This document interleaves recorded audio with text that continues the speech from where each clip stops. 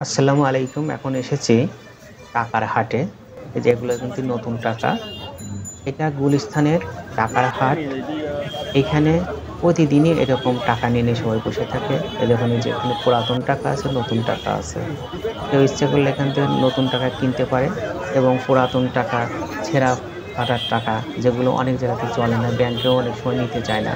এখানে গেলে এগুলো বিক্রি করা যায়। আ দামাদামি করে যেটা আপনার পছন্দ সেভাবে আপনি বিক্রি করতে পারবেন এখানে গিয়ে। এই দেখুন এই যে অনেক ছেঁড়া টাকা এগুলো। আর এই যেগুলো নতুন টাকা।